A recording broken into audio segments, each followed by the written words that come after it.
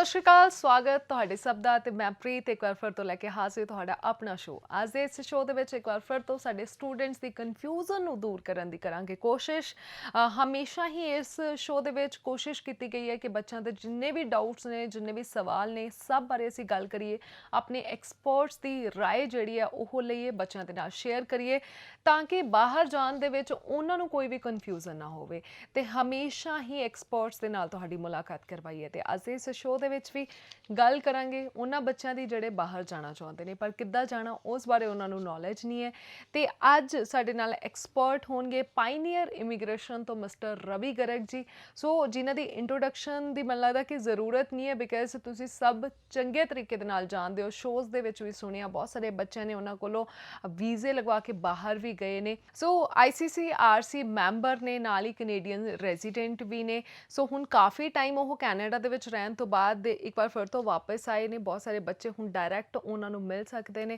सो Canada की इस time की की सिचुएशन चल रही है बिकॉज सर खुद उत्थे काफ़ी टाइम रहे ने, हुण थोड़ा टाइम ही होया वापस आया नूं, उस बारे भी असीं गलबात करांगे। इस तो इलावा हुण की सिचुएशन है, किस तरह बच्चे जा सकते हैं, इस बारे भी इस शो दे विच प्रॉपर गलबात होएगी। सो सब तो पहला स्वागत कर लैंदे आ। Welcome sir. Preet ji, show ते सद्दा देने लई बहुत बहुत धन्नवाद। सारे दर्शकों नूं मेरी प्यार भरी सत श्री अकाल जी। तो जिवें कि मैं दस्सिया कि सर ICCRC मैंबर ने, सो बहुत सारे स्टूडेंट होंगे जिन्होंने हजे तक नॉलेज नहीं होएगी कि ICCRC हुंदे कौन है, मैंबर कौन हो सकते हैं। सो सर मैं चाहनी है कि सब तो पहले एक वीडियो आप हमेशा की तरह शेयर करिए, बच्चों को नॉलेज हो जाए तो फिर उस तो बाद सवाल शुरू करते हैं। सो जी वीडियो जी तुहाडे नाल शेयर करन जा रहे हैं। हर साल दुनिया भर विचों लोग कैनेडा आउण वास्ते अर्जी दिंदे हन। ਬਹੁਤਿਆਂ ਕੋਲ ਹੁਨਰ ਅਤੇ ਸਿੱਖਿਆ ਹੈ ਜਿਸ ਦੀ ਕੈਨੇਡਾ ਨੂੰ ਲੋੜ ਹੈ, ਜਾਂ ਉਹ ਆਪਣੇ ਪਰਿਵਾਰ ਦੇ ਮੈਂਬਰਾਂ ਨੂੰ ਮਿਲਣ ਆਉਂਦੇ ਹਨ, ਕੁਝ ਘੁੰਮਣ, ਪੜ੍ਹਨ ਵਾਸਤੇ ਜਾਂ ਆਰਜ਼ੀ ਤੌਰ ਤੇ ਕੰਮ ਕਰਨ ਆਉਂਦੇ ਹਨ। ਦੂਸਰੇ ਸੁਰੱਖਿਆ ਤੇ ਆਜ਼ਾਦੀ ਲੱਭਦੇ ਹਨ। ਕੈਨੇਡਾ ਵਿੱਚ ਆਵਾਸ ਕਰਨਾ ਜ਼ਿੰਦਗੀ ਬਦਲਣ ਵਾਲਾ ਤਜਰਬਾ ਹੁੰਦਾ ਹੈ, ਇੱਕ ਬਹੁਤ ਹੀ ਅਹਿਮ ਫੈਸਲਾ ਜੋ ਕਿਸੇ ਨੇ ਬਣਾਉਣਾ ਹੁੰਦਾ ਹੈ। ਇਸ ਕਰਕੇ ਬਹੁਤੇ ਆਵਾਸੀਆਂ ਨੂੰ ਅਰਜ਼ੀ ਦੀ ਕਾਰਵਾਈ ਵਿੱਚ ਮਦਦ ਦੀ ਲੋੜ ਹੁੰਦੀ ਹੈ। ਕੁਝ ਲੋਕ ਇਮੀਗ੍ਰੇਸ਼ਨ ਲਈ ਮਦਦ ਕਰਨ ਵਾਸਤੇ ਆਪਣੀਆਂ ਸੇਵਾਵਾਂ ਪੇਸ਼ ਕਰਦੇ ਹਨ, ਪਰ ਬਹੁਤਿਆਂ ਨੂੰ ਇਹ ਕਰਨ ਦੀ ਇਜਾਜ਼ਤ ਨਹੀਂ ਹੁੰਦੀ। ਕੈਨੇਡੀਅਨ ਇਮੀਗ੍ਰੇਸ਼ਨ ਲਈ ਫੀਸ ਲੈ ਕੇ ਮਸ਼ਵਰਾ ਦੇਣਾ ਗੈਰ ਕਾਨੂੰਨੀ ਹੈ। ਜੇ ਉਹ ਕੈਨੇਡੀਅਨ ਲਾ ਸੁਸਾਇਟੀ, ਕਿਊਬੈਕ ਚੈਂਬਰਜ਼ ਆਫ ਨੋਟਰੀਜ਼ ਜਾਂ ICCRC ਗੈਰ ਪ੍ਰਮਾਣਿਤ ਨੁਮਾਇੰਦਿਆਂ ਨੂੰ $1 ਲੱਖ ਤੱਕ ਜੁਰਮਾਨਾ ਹੋ ਸਕਦਾ ਹੈ ਜਾਂ 2 ਸਾਲ ਤੱਕ ਲਈ ਜੇਲ੍ਹ ਭੇਜਿਆ ਜਾ ਸਕਦਾ ਹੈ। ICCRC ਤੁਹਾਡੀ ਸੁਰੱਖਿਆ ਲਈ ਸਥਾਪਿਤ ਕੀਤਾ ਗਿਆ ਹੈ। ਕੈਨੇਡੀਅਨ ਇਮੀਗ੍ਰੇਸ਼ਨ ਸਲਾਹਕਾਰ ਸਰਕਾਰ ਦੀ ਆਗਿਆ ਨਾਲ ਕੰਮ ਕਰਦੇ ਹਨ। ਦੁਨੀਆ ਭਰ ਵਿੱਚ 3000 ਤੋਂ ਵੱਧ ਪ੍ਰਵਾਨਿਤ ਇਮੀਗ੍ਰੇਸ਼ਨ ਸਲਾਹਕਾਰ ਹਨ ਜਿਨ੍ਹਾਂ ਨੂੰ ਤੁਹਾਡੀ ਅਰਜ਼ੀ ਭਰਨ ਦਾ ਤਜਰਬਾ, ਸਿਖਲਾਈ ਅਤੇ ਜਾਣਕਾਰੀ ਹੈ। ਹੋਰ ਪ੍ਰਵਾਨਿਤ ਇਮੀਗ੍ਰੇਸ਼ਨ ਸਲਾਹਕਾਰ ਲੱਭਣ ਲਈ ਸਾਡੀ ਵੈਬਸਾਈਟ 'ਤੇ ਜਾਓ ਜੀ। ਆਪਣੇ ਭਵਿੱਖ ਨੂੰ ਸੁਰੱਖਿਅਤ ਕਰੋ ਅਤੇ ਆਪਣੇ ਕੈਨੇਡੀਅਨ ਸੁਪਨਿਆਂ ਨੂੰ ਪੂਰਾ ਕਰੋ।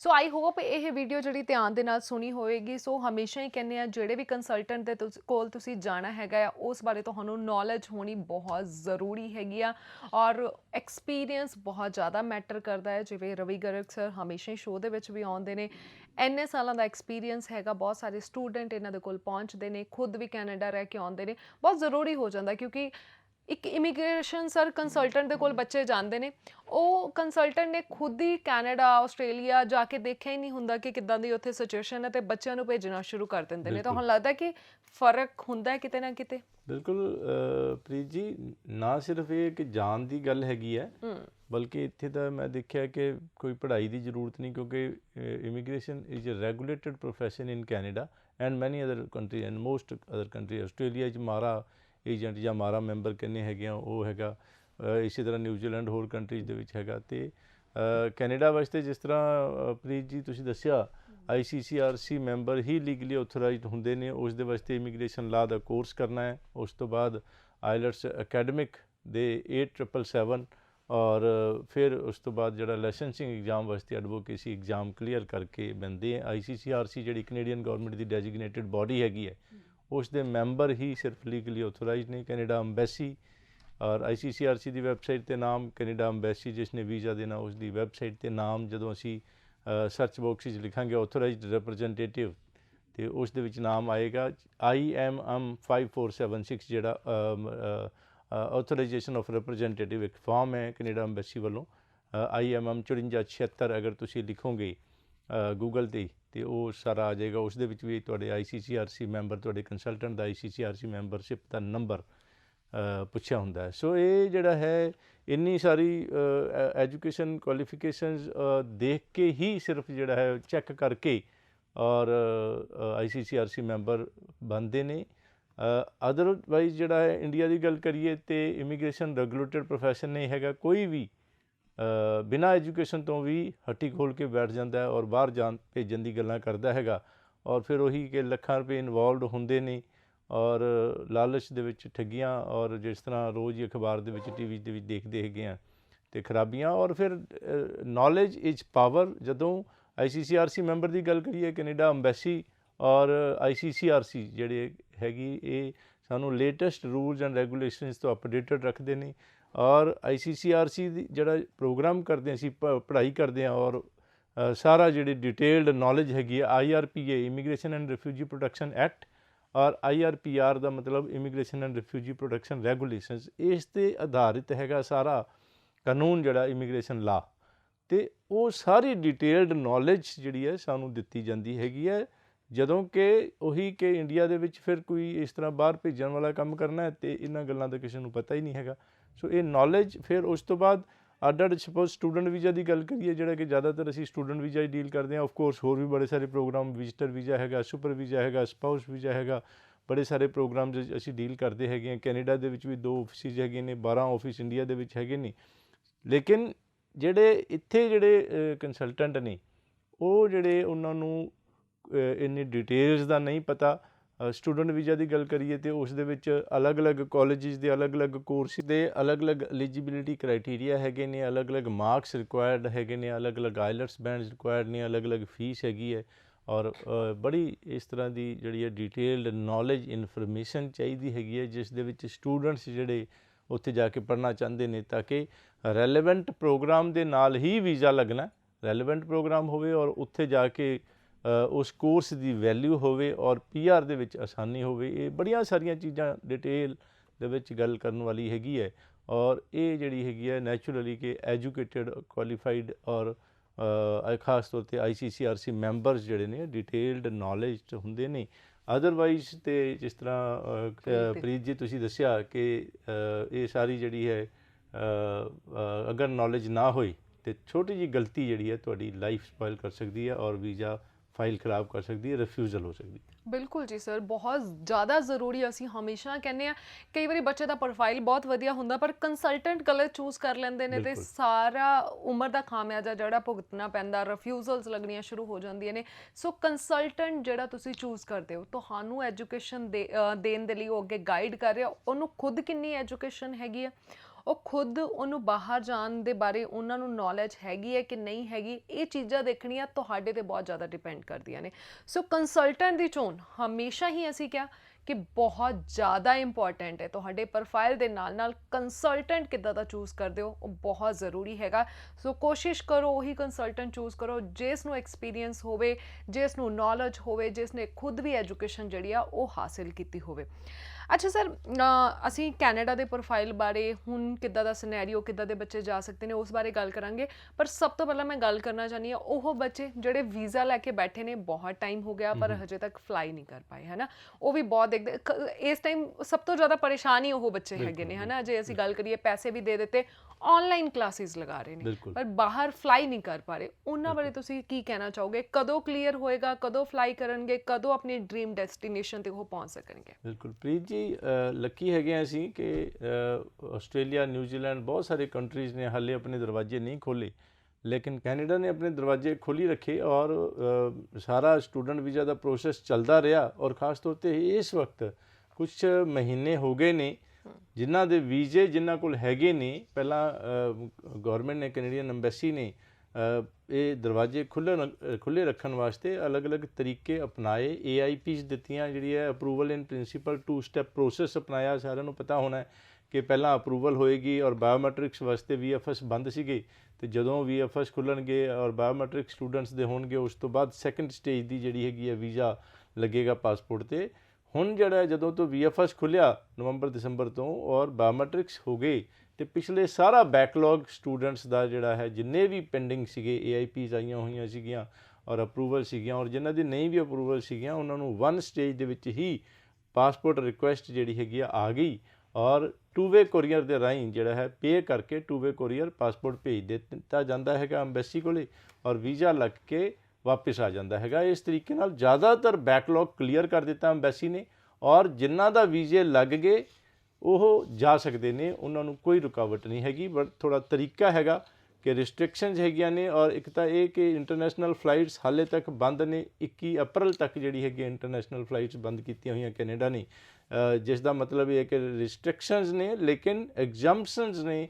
ਰੁਕਾਵਟ ਜਿਹੜੀ ਆ ਉਸ ਦੇ ਵਿੱਚ ਛੂਟ ਹੈਗੀ ਹੈ, ਕੁਝ ਲੋਕ ਜਾ ਸਕਦੇ ਨੇ ਔਰ ਜਿਨ੍ਹਾਂ ਨੂੰ ਇਜਾਜ਼ਤ ਹੈਗੀ ਆ, ਔਰ ਉਸ ਦੇ ਵਿੱਚ ਇੰਟਰਨੈਸ਼ਨਲ ਸਟੂਡੈਂਟਸ ਜਿਹੜੇ ਨੇ ਖਾਸ ਤੌਰ 'ਤੇ ਐਗਜ਼ੰਪਟ ਨੇ, ਜਿਹੜੇ ਜਾ ਸਕਦੇ ਨੇ। ਉਸ ਦੇ ਵਿੱਚ ਥੋੜ੍ਹਾ ਜਿਹਾ ਤਰੀਕਾ ਹੈਗਾ ਕਿ ਇੱਕ ਤਾਂ ਉਹਨਾਂ ਦਾ ਜਿਹੜਾ ਵਿਦਨ 70 ਫਲਾਈਟ ਤੋਂ ਪਹਿਲਾਂ ਵਿਦਨ 72 ਆਵਰਸ ਜਿਹੜਾ ਹੈ ਕੋਵਿਡ ਦਾ ਟੈਸਟ ਨੈਗੇਟਿਵ ਆਇਆ ਹੋਵੇ, ਉਸ ਰਿਪੋਰਟ ਨੂੰ ਨਾਲ ਲੈ ਕੇ ਜਾਣਾ ਹੈਗਾ। Arrive can app Canada embassy Canada ਸਰਕਾਰ ਵੱਲੋਂ ਚਲਾਈ ਹੈਗੀ ਹੈ, ਉਸ ਨੂੰ ਡਾਊਨਲੋਡ ਕਰਕੇ ਉਸ 'ਤੇ ਤੁਹਾਡੀ ਉੱਥੇ ਜਾਣ ਦੀ ਜਿਹੜੀ ਆ, ਉੱਥੇ ਦੀ ਅਰਾਈਵਲ ਇਨਫੋਰਮੇਸ਼ਨ, ਉੱਥੇ ਦੀ ਕੰਟੈਕਟ ਇਨਫੋਰਮੇਸ਼ਨ, ਤੁਹਾਡੇ ਸਿੰਪਟਮਸ, ਬੁਖਾਰ ਖੰਘ ਵਗੈਰਾ ਤਾਂ ਨਹੀਂ ਹੈਗਾ, ਇਹ ਸਾਰੀ ਕੰਟੈਕਟ ਨੰਬਰ, ਇਹ ਸਾਰੀ ਡਿਟੇਲਸ ਭਰ ਕੇ ਇੱਕ ਰਸੀਦ ਨਿਕਲੇਗੀ, ਉਹ ਪ੍ਰਿੰਟ ਆਊਟ ਕਰਕੇ ਤੁਸੀਂ ਨਾਲ ਲੈ ਕੇ ਜਾਣਾ ਹੈਗਾ। ਔਰ ਜਦੋਂ ਉੱਥੇ ਪਹੁੰਚੋਗੇ, ਪਹੁੰਚਦੇ ਨਾਲ ਦੁਬਾਰਾ ਟੈਸਟ ਹੋਏਗਾ ਤੁਹਾਡਾ ਕੋਵਿਡ ਦਾ, ਔਰ ਇਸ ਵਕਤ ਜਿਹੜਾ ਹੈਗਾ 3 ਦਿਨ ਵਾਸਤੇ ਕੈਨੇਡਾ ਅੰਬੈਸੀ ਵੱਲੋਂ, ਕੈਨੇਡਾ ਸਰਕਾਰ ਵੱਲੋਂ ਦੱਸੇ ਹੋਏ ਹੋਟਲ ਦੇ ਵਿੱਚ 3 ਦਿਨ ਤੱਕ ਕੁਆਰੰਟੀਨ ਕਰਨਾ ਪਏਗਾ। ਔਰ 4 ਥਾਂ 'ਤੇ ਇਸ ਵਕਤ ਸਿਰਫ ਫਲਾਈਟਸ ਜਾ ਰਹੀਆਂ ਨੇ, ਇੰਟਰਨੈਸ਼ਨਲ ਫਲਾਈਟਸ, ਬਾਕੀ ਜਿਹੜੇ ਏਅਰਪੋਰਟਸ 'ਤੇ ਬੰਦ ਹੈਗੀਆਂ ਨੇ। ਇੱਕ ਜਿਹੜੀ ਹੈ ਮੌਂਟਰੀਅਲ, ਟੋਰੰਟੋ ਔਰ ਕੈਲਗਰੀ ਔਰ ਵੈਂਕੂਵਰ। ਸੋ ਇਹ ਜਿਹੜੀ ਇਹ ਜਿੱਥੇ ਏਅਰਪੋਰਟ ਨੇ ਉਹਨਾਂ ਤੋਂ 5-10 ਕਿਲੋਮੀਟਰ ਦੇ ਨੇੜੇ ਦੇ ਕੁਝ ਹੋਟਲਸ ਦੇ ਨਾਲ ਗੱਲਬਾਤ ਕਰਕੇ ਕੈਨੇਡੀਅਨ ਸਰਕਾਰ ਨੇ ਉਹਨਾਂ ਨੂੰ ਮਨਜ਼ੂਰ ਕੀਤਾ ਹੈਗਾ, ਅਪਰੂਵ ਕੀਤਾ ਹੈਗਾ। ਉੱਥੇ ਹੀ ਜਾ ਕੇ ਤੁਸੀਂ ਪਹਿਲਾਂ ਹੀ ਇੱਥੋਂ 3 ਦਿਨ ਦੀ ਬੁਕਿੰਗ ਕਰਾ ਕੇ ਜਾਣਾ ਹੈਗਾ, ਔਰ ਉੱਥੇ ਜਾ ਕੇ ਕੁਆਰੰਟੀਨ ਹੋਣਾ ਹੈਗਾ। ਔਰ ਅਗਰ ਟੈਸਟ ਦੀ ਰਿਪੋਰਟ ਨੈਗੇਟਿਵ ਆਈ ਤਾਂ ਤੁਸੀਂ ਬਾਕੀ ਦੇ 11 ਦਿਨ ਆਪਣੇ ਕਿਸੇ ਹੋਰ ਥਾਂ 'ਤੇ, ਜਿੱਥੇ ਵੀ ਤੁਹਾਡੇ ਫਰੈਂਡ ਰਿਲੇਟਿਵ ਜਾਂ ਕਈ ਕਾਲਜਿਸ ਨੇ ਖਾਸ ਤੌਰ 'ਤੇ ਸ਼ਰਤ ਰੱਖੀ ਹੈ, ਕੰਡੀਸ਼ਨ ਰੱਖੀ ਹੈ ਕਿ ਉਹਨਾਂ ਕਾਲਜਿਸ ਦੇ ਵਿੱਚ ਪੜ੍ਹਨ ਵਾਲੇ ਸਟੂਡੈਂਟਸ ਨੂੰ ਉਹਨਾਂ ਕਾਲਜਿਸ ਦੁਆਰਾ ਅਰੇਂਜ ਕੀਤੇ ਹੋਏ ਥਾਂ 'ਤੇ ਹੀ ਤੁਹਾਨੂੰ ਕੁਆਰੰਟੀਨ ਕਰਨਾ ਪਏਗਾ। ਸੋ ਇਸ ਤਰੀਕੇ ਨਾਲ ਉਹ ਕੁਆਰੰਟੀਨ ਪਲਾਨ ਵੀ ਤੁਸੀਂ ਪਹਿਲਾਂ ਹੀ ਬਣਾ ਕੇ ਚੱਲਣਾ ਹੈ। ਅਰਾਈਵ ਕੈਨ ਐਪ ਦੇ ਵਿੱਚ ਸਾਰੀ ਡਿਟੇਲ ਵੀ ਦੇਣੀ ਹੈਗੀ ਹੈ। ਲੇਕਿਨ ਅਗਰ ਪੋਜ਼ੀਟਿਵ ਆ ਗਿਆ ਉੱਥੇ ਜਿਹੜਾ ਅਰਾਈਵ ਕੈਨ ਇਹ ਜਿਹੜਾ ਹੈ ਤੁਹਾਡਾ ਕੋਵਿਡ ਟੈਸਟ, ਅਤੇ ਫਿਰ ਉਹ ਜਿਹੜੇ ਹੈ 11 ਮੋਰ ਡੇਜ਼ ਜਿਹੜੇ ਨੇ ਉਹ ਕੈਨੇਡੀਅਨ ਗੌਰਮੈਂਟ ਦੁਆਰਾ ਕਿਸੇ ਡੈਜਿਗਨੇਟਿਡ ਪਲੇਸ, ਸਪੈਸ਼ਲ ਜਗ੍ਹਾ 'ਤੇ ਤੁਹਾਨੂੰ ਜਿਹੜੇ ਹੈ 11 ਦਿਨ ਹੋਰ ਪੋਜ਼ੀਟਿਵ ਹੋਣ ਵਾਲੇ ਪਰਸਨਸ ਨੂੰ ਜਿਹੜਾ ਆਈਸੋਲੇਟਡ ਜਿਹੜਾ ਹੋਣਾ ਪਏਗਾ, ਕੁਆਰੰਟੀਨ ਹੋਣਾ ਪਏਗਾ। ਔਰ ਉੱਥੇ ਜਾ ਕੇ ਇੱਕ ਕਿੱਟ ਦਿੱਤੀ ਜਾਏਗੀ ਜਿਹੜੀ ਕੋਵਿਡ ਟੈਸਟ ਦੀ, ਔਰ 14 ਡੇਜ਼ ਕੰਪਲੀਟ ਹੋਣ ਤੋਂ ਪਹਿਲਾਂ ਉਹ ਟੈਸਟ ਕਰਨਾ ਹੈਗਾ। ਨੈਗੇਟਿਵ ਹੋਣ 'ਤੇ ਹੀ ਤੁਸੀਂ ਫਿਰ ਜਿਹੜਾ ਤੁਹਾਡਾ ਕੁਆਰੰਟੀਨ ਖਤਮ ਹੋਏਗਾ, ਬਾਹਰ ਜਾ ਸਕਦੇ ਹੋ। ਸੋ ਇਹ ਸਾਰੀ ਜਿਹੜੀ ਇਨਫੋਰਮੇਸ਼ਨ ਨੂੰ ਧਿਆਨ ਨਾਲ, ਔਰ ਅਲੱਗ-ਅਲੱਗ ਕਾਲਜਿਸ, ਯੂਨੀਵਰਸਿਟੀਜ਼ ਦੇ ਅਲੱਗ-ਅਲੱਗ ਰੂਲਸ ਨੇ। ਮੇਰੀ ਸਪੈਸ਼ਲ ਇੰਸਟਰਕਸ਼ਨ ਐਡਵਾਈਸ ਸਟੂਡੈਂਟਸ ਨੂੰ ਕਿ ਉਹ ਜਾਣ ਤੋਂ ਪਹਿਲਾਂ, ਕਿਉਂਕਿ ਇਹ ਨਹੀਂ ਪਤਾ ਹੁੰਦਾ ਕਿ ਕਦੋਂ ਕਿਹੜੇ ਰੂਲ ਚੇਂਜ ਹੋ ਜਾਣ। ਰੀਸੈਂਟਲੀ ਸਾਡੇ ਜਿਹੜੇ ਨੇ ਚੰਡੀਗੜ੍ਹ ਔਰ ਫਿਰੋਜ਼ਪੁਰ, ਮੋਗਾ, ਲੁਧਿਆਣਾ ਸੈਮੀਨਾਰ ਸੀਗੇ, ਉਹ ਅਸੀਂ ਲਾਏ, ਔਰ ਅੱਗੇ ਹੀ 3-4 ਦਿਨ ਬਾਅਦ ਜਿਹੜਾ ਹੈ ਅੰਮ੍ਰਿਤਸਰ, ਜਲੰਧਰ, ਹੋਰ ਬਠਿੰਡਾ, ਬਰਨਾਲਾ ਦੇ ਸੀਗੇ। ਅਤੇ ਅਚਾਨਕ ਜਿਹੜੀ ਕੋਵਿਡ ਦੀ ਲੋਕਡਾਊਨ ਦੀ ਜਿਹੜੀ ਆ ਗਈ, ਸਾਰਿਆਂ ਨੂੰ ਪਤਾ ਹੋਣਾ ਨਵੀਂ, ਕਿ ਮੈਰਿਜ ਦੇ ਵਿੱਚ ਵੀ 20 ਤੋਂ ਬੰਦੇ ਜ਼ਿਆਦਾ ਨਹੀਂ ਜਾ ਸਕਦੇ, ਔਰ ਕ੍ਰੀਮੇਸ਼ਨ ਦੇ ਵਿੱਚ ਵੀ 20 ਤੋਂ ਜ਼ਿਆਦਾ ਨਹੀਂ ਜਾ ਸਕਦੇ। ਕਾਫੀ ਸਕੂਲ ਕਾਲਜ ਬੰਦ ਕਰ ਦਿੱਤੇ। ਸੋ ਇਮੀਡੀਏਟਲੀ ਅਸੀਂ ਆਪਣੇ ਜਿਹੜੇ ਸੈਮੀਨਾਰ ਸੀਗੇ ਉਹਨਾਂ ਨੂੰ ਇੱਕ ਵਾਰੀ ਰੋਕ ਦਿੱਤਾ ਹੈਗਾ। ਔਰ ਡੈਫੀਨੇਟਲੀ ਜਿਹੜਾ ਹੈ ਮੈਂ ਆਪਣੇ ਆਫਿਸ ਦੇ ਵਿੱਚ ਚੰਡੀਗੜ੍ਹ ਆਫਿਸ ਦੇ ਵਿੱਚ ਮਿਲਦਾ ਪਿਆ ਹੈਗਾ। 70613 'ਤੇ ਕਾਲ ਕਰਕੇ ਤੁਸੀਂ ਅਪਾਇੰਟਮੈਂਟ ਲੈ ਕੇ ਮੈਨੂੰ ਮਿਲ ਸਕਦੇ ਹੈਗੇ ਹੋ। ਸੋ ਇਸ ਤਰੀਕੇ ਨਾਲ ਅਚਾਨਕ ਕੋਈ ਗੱਲ ਹੋ ਸਕਦੀ ਹੈਗੀ ਹੈ ਅਤੇ ਉਹ ਤੁਹਾਨੂੰ ਜਾਣ ਤੋਂ ਪਹਿਲਾਂ, ਫਲਾਈਟ ਲੈਣ ਤੋਂ ਪਹਿਲਾਂ ਇਹ ਨਾ ਹੋਵੇ ਬਾਅਦ ਵਿੱਚ ਪਰੇਸ਼ਾਨੀ ਦਾ ਸਾਹਮਣਾ ਕਰਨਾ ਪਵੇ। ਕੈਨੇਡੀਅਨ ਅੰਬੈਸੀ ਦੀ, ਕੈਨੇਡੀਅਨ ਗੌਰਮੈਂਟ ਦੀ ਜਿਹੜੀ ਗਾਈਡਲਾਈਨਸ ਨੇ ਉਹਨਾਂ ਦਾ ਧਿਆਨ ਰੱਖਣਾ ਹੈ। ਇੰਡੀਅਨ ਜਿਹੜੀ ਗੌਰਮੈਂਟ ਦੀ ਗਾਈਡਲਾਈਨਸ ਦਾ ਧਿਆਨ ਰੱਖਣਾ ਹੈਗਾ। ਔਰ ਇਹ ਸਾਰੀਆਂ ਚੀਜ਼ਾਂ ਨੂੰ, ਔਰ ਕਾਲਜ ਦੀ ਵੈੱਬਸਾਈਟ 'ਤੇ ਸਾਰੀ ਡਿਟੇਲ ਦਿੱਤੀ ਹੁੰਦੀ ਹੈ। ਕਈ ਕਾਲਜਿਸ ਨੇ ਤੁਹਾਨੂੰ ਸਪੋਰਟ ਲੈਟਰ ਜ਼ਰੂਰੀ ਹੈਗੀ ਹੈ ਕਿ ਤੁਸੀਂ ਆਪਣਾ ਜਾਣ ਬਾਰੇ ਉਹਨਾਂ ਨੂੰ ਦੱਸੋ। ਉਹ ਤੁਹਾਨੂੰ ਲੈਟਰ ਭੇਜਣਗੇ ਕਿ ਠੀਕ ਹੈ ਤੁਸੀਂ ਆ ਜਾਓ। ਔਰ ਜ਼ਿਆਦਾਤਰ ਕਈ ਕਾਲਜਿਸ ਨੇ ਡੇਟਸ ਵੀ ਤੁਹਾਨੂੰ ਫਿਕਸ ਕਰਨੀ ਪਏਗੀ ਕਾਲਜਿਸ ਦੇ ਨਾਲ। ਔਰ ਕਈ ਕਾਲਜਿਸ ਨੇ, ਜਿਸ ਤਰ੍ਹਾਂ ਮੈਂ ਪਹਿਲਾਂ ਦੱਸਿਆ, ਆਪਣੇ ਹੀ ਸੈਂਟਰ ਬਣਾਏ ਹੋਏ ਨੇ ਕੁਆਰੰਟੀਨ ਕਰਨ ਵਾਸਤੇ। ਉੱਥੇ ਰਹਿਣਾ ਜ਼ਰੂਰੀ ਹੈ। ਇਹ ਉਹਨਾਂ ਦੀ ਕੈਨੇਡੀਅਨ ਸਰਕਾਰ ਨਾਲ ਜਿਹੜੀ ਹੈ ਉਹ ਗੱਲਬਾਤ ਹੋਈ ਹੈਗੀ ਹੈ, ਐਗਰੀਮੈਂਟ ਹੋਇਆ ਹੈਗਾ ਕਿ ਅਸੀਂ, ਸਾਡੇ ਜਿਹੜੇ ਇੰਟਰਨੈਸ਼ਨਲ ਸਟੂਡੈਂਟ ਸਾਡੇ ਕਾਲਜ ਵਾਲੇ ਆਉਣਗੇ, ਅਸੀਂ ਉਹਨਾਂ ਦਾ ਖਾਸ ਧਿਆਨ ਰੱਖ ਕੇ ਉਹਨਾਂ ਦਾ ਜਿਹੜਾ ਕੁਆਰੰਟੀਨ ਦੀ ਜ਼ਿੰਮੇਵਾਰੀ ਲੈਂਦੇ ਹਾਂ। ਸੋ ਇਹ ਜਿਹੜੇ ਅਲੱਗ-ਅਲੱਗ ਕਾਲਜਿਸ ਦੀ ਵੈੱਬਸਾਈਟ 'ਤੇ ਜਾ ਕੇ ਡਿਟੇਲਸ ਚੈੱਕ ਕਰਕੇ, ਪੂਰੀ ਤਸੱਲੀ ਕਰਕੇ ਫਿਰ ਹੀ ਫਲਾਈਟ ਲੈ ਕੇ ਜਾਣਾ ਹੈ। ਲੇਕਿਨ ਅੱਛੀ ਗੱਲ ਇਹ ਕਿ ਰੁਕਾਵਟ ਨਹੀਂ ਹੈਗੀ ਹੈ। ਜਿਨ੍ਹਾਂ ਦਾ ਵੀਜ਼ਾ ਹੱਥ ਦੇ ਵਿੱਚ ਹੈਗਾ, ਪਾਸਪੋਰਟ 'ਤੇ ਵੀਜ਼ਾ ਸਟੈਂਪ ਲੱਗਿਆ ਹੋਇਆ ਹੈਗਾ, ਉਹ ਜਾ ਸਕਦੇ ਨੇ, ਟਰੈਵਲ ਕਰ ਸਕਦੇ ਨੇ ਜੀ। ਸੋ ਬਿਲਕੁਲ ਜੀ ਸਰ, ਇਹ ਇਨਫੋਰਮੇਸ਼ਨ ਬਹੁਤ ਹੀ ਜ਼ਰੂਰੀ ਬਿਲਕੁਲ। ਸੀਗੀ। ਬਹੁਤ ਸਾਰੇ ਬੱਚੇ ਇਸ ਟਾਈਮ ਕਨਫਿਊਜ਼ ਬੈਠੇ ਨੇ, ਵੀਜ਼ੇ ਹੱਥ ਦੇ ਵਿੱਚ ਨੇ, ਆਨਲਾਈਨ ਕਲਾਸਿਸ ਲਗਾ ਲੀਆਂ, ਪੈਸੇ ਪੇ ਕਰ ਦਿੱਤੇ, ਪਰ ਮੇਨ ਤਾਂ ਉਹਨਾਂ ਦਾ ਡ੍ਰੀਮ ਇਹੀ ਸੀਗਾ ਕਿ ਬਾਹਰ ਜਾਣਾ, ਬਿਲਕੁਲ। ਹੈ ਨਾ, ਉਹਨਾਂ ਨੂੰ ਨੌਲੇਜ ਨਹੀਂ ਸੀ। ਲੇਕਿਨ ਇਹ ਇੱਕ ਗੱਲ ਹੈ ਕਿ ਇਸ ਵਕਤ ਵੀ ਆਨਲਾਈਨ ਸਟੱਡੀ ਹੁੰਦੀ ਪਈ ਹੈਗੀ ਹੈ। ਓਕੇ। ਇੱਥੋਂ ਫਲਾਈਟ ਲੈ ਕੇ ਕੈਨੇਡਾ ਪਹੁੰਚਣ ਦਾ ਮਤਲਬ ਇਹ ਨਹੀਂ ਹੈ ਕਿ ਉਹ ਇਨ ਕਲਾਸ ਸਟੱਡੀਜ਼ ਨਹੀਂ ਕਰ ਸਕਦੇ ਹਾਲੇ। ਮਈ ਦੀ ਤਾਂ ਆਲਮੋਸਟ ਪੱਕੀ ਹੈ। 99% ਕਾਲਜ ਯੂਨੀਵਰਸਿਟੀਜ਼ ਦੇ ਵਿੱਚ ਆਨਲਾਈਨ ਸਟੱਡੀ ਹੈਗੀ ਹੈ। ਈਵਨ ਕਿ ਜ਼ਿਆਦਾ ਚਾਂਸਿਸ ਨੇ ਕਿ ਸਤੰਬਰ ਇਨਟੇਕ ਵੀ ਆਨਲਾਈਨ ਹੋਏਗਾ। ਔਰ ਅਗਰ ਆਨਲਾਈਨ ਤੁਹਾਡੀ ਸਟੱਡੀ ਹੈ ਤਾਂ ਭਾਵੇਂ ਇੱਥੇ ਇੰਡੀਆ ਦੇ ਵਿੱਚ ਜਾਂ ਕਿਸੇ ਵੀ ਕੰਟਰੀ 'ਚ, ਕੈਨੇਡਾ ਤੋਂ ਬਾਹਰ ਬੈਠ ਕੇ ਵੀ ਕਰਨਾ ਅਲਾਊਡ ਹੈਗਾ। ਭਾਵੇਂ ਤੁਸੀਂ ਫਲਾਈਟ ਲੈ ਕੇ ਕੈਨੇਡਾ ਪਹੁੰਚ ਜਾਓ ਔਰ ਉੱਥੋਂ ਕੈਨੇਡਾ ਦੇ ਵਿੱਚ ਬੈਠ ਕੇ ਵੀ ਆਨਲਾਈਨ ਸਟੱਡੀ ਹੀ ਕਰਨੀ ਹੈਗੀ ਹੈ। ਸੋ ਦੇਖੋ, ਇੱਕ ਤਾਂ ਹੈਗਾ online study, totally online study, ਉਹ ਤੁਸੀਂ ਕਿਤੋਂ ਵੀ ਕਰ ਸਕਦੇ ਹੋ ਜੀ। ਇੱਕ ਹੁੰਦੀ ਹੈ ਕਿ ਹਾਈਬ੍ਰਿਡ ਸਟੱਡੀ, ਉਸ ਦੇ ਵਿੱਚ ਹਫਤੇ ਦੇ ਵਿੱਚ ਮੰਨ ਲਓ 5 ਕਲਾਸਾਂ ਨੇ, 4 ਕਲਾਸਾਂ ਆਨਲਾਈਨ ਸਟੱਡੀ ਦੀਆਂ, ਇੱਕ ਹਫਤੇ 'ਚ ਇੱਕ ਵਾਰੀ ਤੁਹਾਨੂੰ ਜਾਣਾ ਵੀ ਪੈ ਸਕਦਾ ਹੈ ਇਨ ਕਲਾਸ ਸਟੱਡੀ ਵਾਸਤੇ। ਸੋ ਉਸ ਹਾਈਬ੍ਰਿਡ ਸਟੱਡੀ ਵਾਸਤੇ ਤੁਹਾਡਾ ਉੱਥੇ ਕੈਨੇਡਾ ਦੇ ਵਿੱਚ ਜਾਣਾ ਜ਼ਰੂਰੀ ਹੈਗਾ। ਤੁਹਾਨੂੰ ਪਤਾ ਹੋਣਾ ਚਾਹੀਦਾ ਤੁਹਾਡਾ ਪ੍ਰੋਗਰਾਮ ਜਿਹੜਾ ਹਾਈਬ੍ਰਿਡ ਹੈ ਜਾਂ ਆਨਲਾਈਨ ਹੈਗਾ। ਔਰ ਕਈ ਜਿਹੜੇ ਕੁਝ ਪ੍ਰੋਗਰਾਮ ਨੇ ਜਿਹੜੇ ਟੋਟਲੀ ਇਨ ਕਲਾਸ ਨੇ, ਵੈਰੀ ਰੇਅਰ, 1 in 100, 100 ਦੇ ਵਿੱਚੋਂ ਇੱਕ, ਉਸ ਦੇ ਵਾਸਤੇ ਵੀ ਤੁਹਾਨੂੰ ਉੱਥੇ ਜਾਣਾ ਪਏਗਾ। ਔਰ ਅਗਰ ਇਸ ਤਰ੍ਹਾਂ ਦੇ ਕੋਰਸਿਸ ਨੇ ਤਾਂ ਇਹ ਗੱਲ ਧਿਆਨ ਰੱਖਣਾ ਹੈਗਾ ਕਿ 14 ਦਿਨ ਤੱਕ ਘੱਟੋ ਘੱਟ ਨੇ। ਉੱਥੇ ਜਾ ਕੇ ਕੁਆਰੰਟੀਨ ਕਰਨ ਵਾਸਤੇ 2-3 ਦਿਨ ਹੋਰ ਐਕਸਟਰਾ ਲਓ। ਇੰਨੇ ਦਿਨ ਤੁਹਾਡੀ ਕਲਾਸ ਸਟਾਰਟ ਡੇਟ ਤੋਂ 15 ਤੋਂ 20 ਦਿਨ ਪਹਿਲਾਂ ਉੱਥੇ ਪਹੁੰਚ ਜਾਣਾ ਹੈਗਾ, ਤਾਂ ਕਿ ਤੁਸੀਂ ਟਾਈਮ 'ਤੇ 14 ਦਿਨ ਦਾ ਕੁਆਰੰਟੀਨ ਕਰਕੇ ਉਸ ਤੋਂ ਬਾਅਦ ਤੁਸੀਂ ਫਿਰ ਉਸ ਤੋਂ ਬਾਅਦ ਕਲਾਸ ਦੇ ਵਿੱਚ ਕਲਾਸਾਂ ਲਾ ਸਕੋ।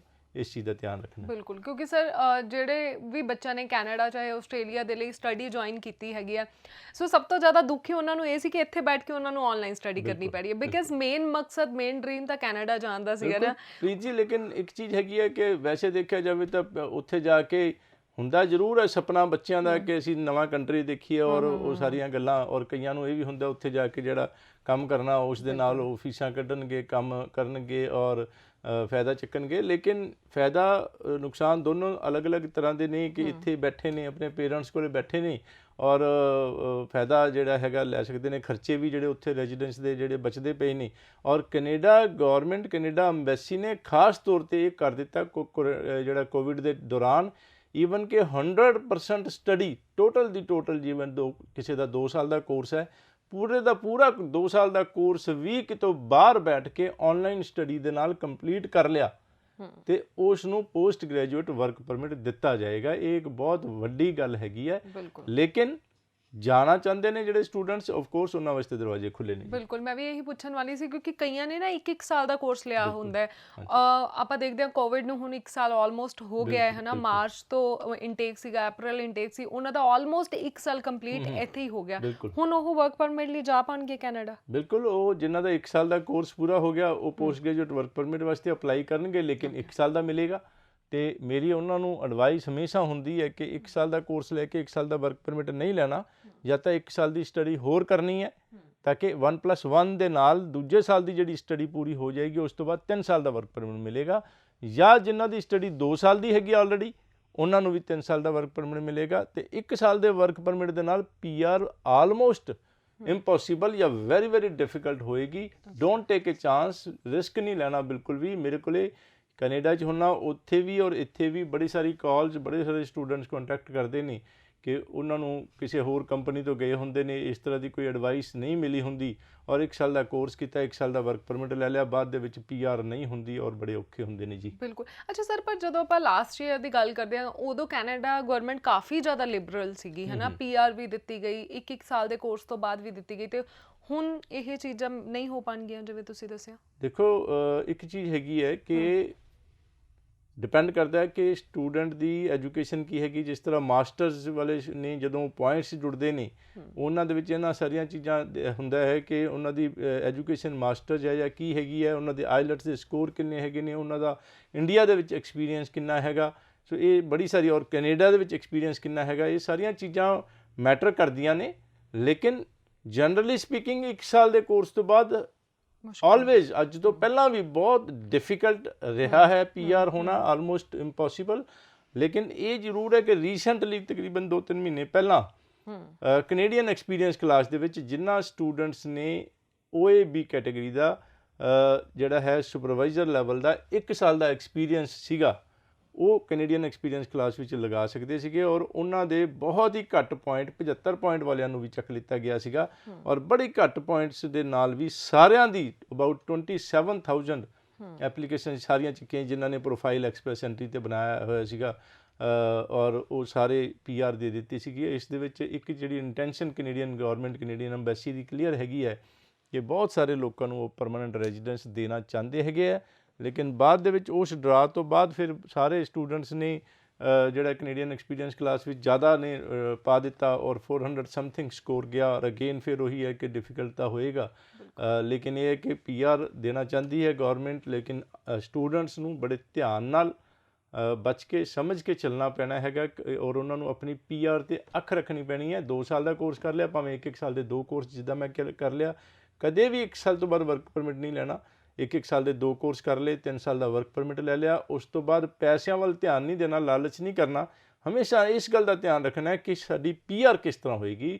ਇੱਕ ਵਾਰੀ ਤੁਹਾਡੀ ਰੂਲਸ ਰੈਗੂਲੇਸ਼ਨਸ ਨੂੰ ਮੀਟ ਕਰਨਾ ਪੈਂਦਾ, ਉਸ ਦੇ ਅਲੱਗ-ਅਲੱਗ ਪ੍ਰੋਵਿੰਸਿਸ ਦੇ ਅਲੱਗ-ਅਲੱਗ ਰੂਲਸ ਨੇ ਔਰ ਅਗਰ ਤੁਸੀਂ ਉਸ ਦਾ ਧਿਆਨ ਰੱਖ ਕੇ PR ਲੈ ਲਈ, ਉਸ ਤੋਂ ਬਾਅਦ ਤੁਸੀਂ ਕਿਸੇ ਵੀ ਪ੍ਰੋਵਿੰਸ ਦੇ ਵਿੱਚ ਜਾ ਸਕਦੇ ਹੋ, ਕੋਈ ਵੀ ਜੋਬ ਕਰ ਸਕਦੇ ਹੋ, ਕੋਈ ਵੀ ਪੜ੍ਹਾਈ ਕਰ ਸਕਦੇ ਹੋ ਔਰ ਕੋਈ ਵੀ ਕੰਮ ਕਰ ਸਕਦੇ ਹੋ ਜੀ। So thank you so much sir, ਤੁਸੀਂ ਅੱਜ ਸਾਡੇ ਸਟੂਡੈਂਟਸ ਦੇ ਨਾਲ ਆਲਮੋਸਟ ਕਾਫੀ ਜ਼ਿਆਦਾ ਸਟੂਡੈਂਟ ਦੀ ਕਨਫਿਊਜ਼ਨ ਅੱਜ ਦੇ ਇਸ ਸ਼ੋਅ ਦੇ ਵਿੱਚ ਮੈਨੂੰ ਲੱਗਦਾ ਕਿ ਸੋਲਵ ਹੋ ਗਈ ਹੋਏਗੀ। ਬਿਲਕੁਲ ਪ੍ਰੀਤ ਜੀ, ਇੱਕ ਚੀਜ਼ ਹੈ ਕਿ ਵੀਜ਼ਾ ਸਕਸੈਸ ਰੇਟ ਬਹੁਤ ਹਾਈ ਚੱਲਦਾ ਪਿਆ। ਜਿਸ ਤਰ੍ਹਾਂ ਮੈਂ ਦੱਸਿਆ, ਦਰਵਾਜ਼ੇ ਖੁੱਲ੍ਹੇ ਨੇ, ਵੈਲਕਮ। ਸਾਰੇ ਆਫਿਸਿਸ ਦੇ ਵਿੱਚ ਜਾ ਕੇ ਆਪਣੀ ਪ੍ਰੋਫਾਈਲ ਚੈੱਕ ਕਰੋ, ਗੱਲਬਾਤ ਕਰੋ। ਕੰਪਨੀ ਫੀਸ ਨਹੀਂ ਹੈਗੀ ਕੋਈ, ICCRC ਮੈਂਬਰ, 100% ਓਨੈਸਟੀ, ਟਰਾਂਸਪੇਰੈਂਸੀ, ਤੁਹਾਡੀ ਕੇਅਰ ਦਾ ਰੱਬ ਨੂੰ ਹਾਜ਼ਰ ਨਾਜ਼ਰ ਮੰਨ ਕੇ ਵਾਅਦਾ 2003 ਤੋਂ ਕੰਪਨੀ ਔਰ ਸਾਰੀ ਫਾਈਲਾਂ, ਸਾਰੀ ਜਿਹੜੀ ਕੇਸਿਸ ਮੇਰੀ ਨਿਗਾਹ ਦੇ ਵਿੱਚ। ਇੱਕ ਖਾਸ ਖਿਆਲ ਰੱਖਣਾ ਹੈ ਕਿ ਭਾਵੇਂ ਕਿਸੇ ਵੀ ਆਫਿਸ ਜਾਓ, ਕਿਉਂਕਿ ਜ਼ਿਆਦਾ ਆਫਿਸ ਨੇ, ਜ਼ਰੂਰੀ ਨਹੀਂ ਮੈਂ ਹਰ ਥਾਂ 'ਤੇ ਮਿਲਾਂ ਤੇ ਲੇਕਿਨ ਉਹਨਾਂ ਨੂੰ ਜਿਹੜੇ ਕਾਉਂਸਲਰਸ, ਮੈਨੇਜਰਸ ਨੂੰ ਮੇਰੀ ਟ੍ਰੇਨਿੰਗ ਮੈਨੂੰ ਮਿਲਣਾ ਹੈ ਤੇ ਆਫ ਕੋਰਸ ਅਪਾਇੰਟਮੈਂਟ ਬੁੱਕ ਕਰਕੇ ਕਿੱਥੇ ਮਿਲਾਂਗਾ ਉਹ ਦੇਖ ਕੇ ਤੁਸੀਂ ਆ ਸਕਦੇ ਹੋ।